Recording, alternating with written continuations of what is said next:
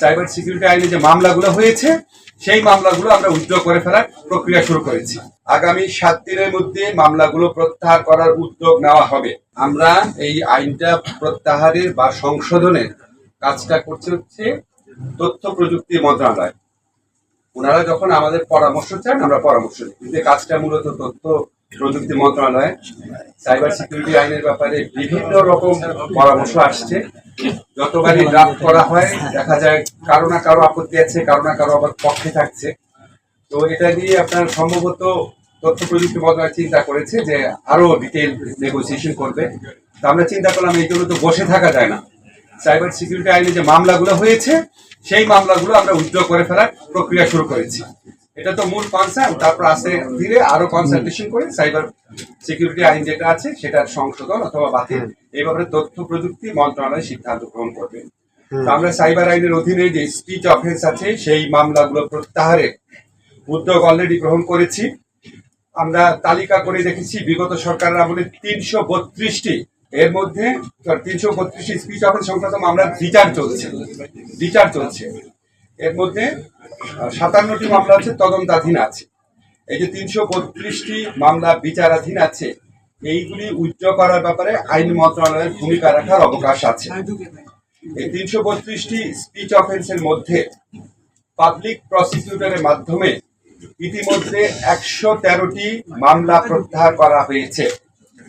আমরা আশা করছি আগামী 2 সপ্তাহের মধ্যে স্পিচ অফেন্স সংক্রান্ত যতগুলা মামলা আছে সব প্রত্যাহার করা হবে। ইতিমধ্যেই আমরা প্রায় অর্ধেক মামলা প্রত্যাহার করেছি, বাকিগুলো করা হবে। আর এই আইনের ব্যাপারে কি পদক্ষেপ নেওয়া হচ্ছে এই ব্যাপারে আপনারা তথ্য প্রযুক্তি মন্ত্রণালয় থেকে অচিরে আরো জানতে পারবেন। আরেকটা আমাদের লক্ষ্য ছিল আমাদের দায়িত্ব গ্রহণ করার পরে, আপনারা জানেন বিগত 15 বছর ফ্যাসিস্ট গভর্নমেন্টের আমলে বহু গায়েবী মামলা দায়ের করা হয়েছিল। আমি নিজে ওই ব্যাপারে লেখালেখি করতাম। আমরা এই উদ্যোগ গ্রহণ করতে দেরি হয়েছে কারণ গত সরকারের আমলে যে 4-4.5 হাজার পাবলিক প্রসিকিউটর ছিল তারা এই 5 আগস্ট গণ অভ্যুত্থানের বিজয়ের পর তারা সবাই পালিয়ে গেছেন। অল্প 50-60 জন মধ্যে কেউ ছিলেন না। ফলে পাবলিক প্রসিকিউটর না থাকলে তো আমরা মামলা উদ্যোগ করতে পারি না। পাবলিক প্রসিকিউটরের মাধ্যমেই আইন মন্ত্রণালয়কে কাজ করতে হয় বা সরকারকে কাজ করতে হয়। পাবলিক প্রসিকিউটর নিয়োগ হওয়ার সাথে সাথে আমরা গায়েবী মামলাগুলা লিস্ট করার এবং তালিকাবদ্ধ করার, আইডেন্টিফাই করার প্রক্রিয়া শুরু করি। এই প্রক্রিয়ার মাধ্যমে আমরা ইতিমধ্যে 25টি জেলায় 2500-এর বেশি মামলাকে গায়েবী মামলা হিসাবে আইডেন্টিফাই করতে পেরেছি। 2500-এর বাইরেও আরো অনেক থাকতে পারে। আমরা ইতিমধ্যে 25টি মামলা 2500-এরও বেশি মামলাকে রাজনৈতিক হয়রানিমূলক মামলা হিসাবে বা গায়েবী মামলা হিসাবে চিহ্নিত করতে পেরেছি। আগামী 7 দিনের মধ্যে মামলাগুলো প্রত্যাহার করার উদ্যোগ নেওয়া হবে। আপনাদেরকে এটুকু শুধু বলতে চাই যে এই 2500-এরও বেশি যে মামলা আছে এখানে লক্ষ লক্ষ আসামি আছে এবং এটা এক্সস্টিভ নাম্বার না।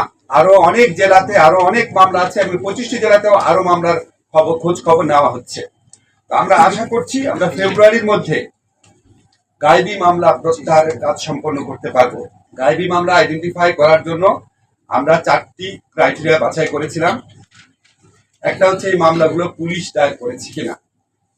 এই মামলাগুলোতে একটা কমন ট্রেন্ড ছিল বিস্ফোরক আইনে মামলা দায়ের করা, অস্ত্র আইনে মামলা দায়ের করা, পুলিশের উপর অ্যাসল্ট হয়েছে এই ধরনের অভিযোগ আনা এবং স্পেশাল পাওয়ার সেক্টরে মামলা করা। গায়েবী মামলা প্রত্যাহারের ক্ষেত্রে এই প্রবণতাটা আমরা নজর রেখেছি। তৃতীয় প্রবণতা হচ্ছে এখানে অনেক আসামি থাকে এবং আরো বেশি অজ্ঞাতনামা আসামি থাকে। আইডেন্টিফিকেশনের চতুর্থ যে প্রক্রিয়াটা আমরা করেছি সেটা হচ্ছে এই মামলাগুলো সাধারণত করা হতো বিএনপি সহ বিরোধী দলগুলো যখন বড় বড় আন্দোলন করতো তার আগে পরে, অথবা এই যে ভুয়া নির্বাচন হয়েছে গত 3টা ভুয়া নির্বাচনের আগে পরে। বিবাহ সম্পাদনে আরোপিত একটা কর ছিল, আইন মন্ত্রণালয় অযৌক্তিক কর আরোপকে বাতিল করেছে। এটা হচ্ছে মোটামুটি এখন পর্যন্ত করা কাজ। আর পরবর্তীকালে আপনাদের জানাবো আমরা দেওয়ানি এবং ফৌজদারি আইনের ফৌজদারি কার্যবিধি যেটা আছে সেখানে আরো কিছু এরিয়া আইডেন্টিফাই করেছি। এরকম 15 থেকে 20টা এরিয়া অলরেডি আইডেন্টিফাই করেছি। আমরা সমস্ত আইনগত সংস্কার আশা করি আগামী 6 মাসের মধ্যে আমাদের যে প্রত্যাশা আছে সবগুলো আইনগত সংস্কার করে যাব। এখন আমরা যতগুলা সংস্কারই করব, আপনারা জানেন সরকারের পক্ষ থেকে বিচার বিভাগের সংস্কার কমিশন প্রতিষ্ঠা করা হয়েছে। আমরা এই সংস্কার কমিশনের কাছ থেকে ওনাদের সম্মতি নিয়ে ওনাদের সাথে সাহায্য নিয়ে আমরা কাজগুলো করার চেষ্টা করছি। যাতে একটা কোঅর্ডিনেশন থাকে। এখন যিনি প্রধান বিচারপতি আছেন, আপনার কি মনে হয় ওনার নেতৃত্বে এরকম কিছু মানে খারাপ কিছু হওয়া সম্ভব? খালি এটা মনে রেখেন, আমরা মাঝে মাঝে খেয়াল করি না যে আমরা গর্বের সাথেই বলি প্রধান বিচারপতি পদে এমন একজনকে পেয়েছি, আপিলেট ডিভিশনের জাজদের হিসাবে এমন যাদেরকে পেয়েছি, আমরা বিশ্বাস করি, আশা করি ওনাদের মাধ্যমে যে জাজরা নিয়োগ প্রাপ্ত হবেন সেটা পূর্বের আমলের মতো হবে না, কনফিডেন্টলি বলতে পারি। আর যেটা আপনি বলেছেন যে বিচারপতিদের মধ্যে, এটা খুব ভ্যালিড কোয়েশ্চেন। আপনি সাবজেক্টটা সত্যি পড়াশোনা করেন, আপনাকে অনেক ধন্যবাদ, খুবই বুদ্ধিমত্তার সাথে প্রশ্ন করেছেন। এটা একটা দীর্ঘদিনের টেনশন যে কতজন লয়ার থেকে জাজ নিয়োগ করা হবে, কতজন আপনার নিম্ন আদালতে জাজ থেকে নিয়োগ, উচ্চ আদালতে জাজ নিয়োগ করা হবে। আমাদের সংবিধানে দুইটা বিধানই আছে, হাইকোর্টের আইনজীবীদের মধ্যে থেকে এবং নিম্ন আদালতের জাজদের মধ্যে থেকে। যাদের 10 বছর কমপক্ষ অভিজ্ঞতা আছে তাদেরকে উচ্চ আদালতে জাজ বানানো যায়। এখন সাধারণত রাজনৈতিক সরকারগুলোর একটা প্রবণতা ছিল ওনারা উচ্চ আদালতের আইনজীবীদের মধ্যে থেকে বেশি জাজ বানাতেন, বিকজ ওনাদের মধ্যে রাজনৈতিক পরিচয়টা খুব স্পষ্ট দেখে।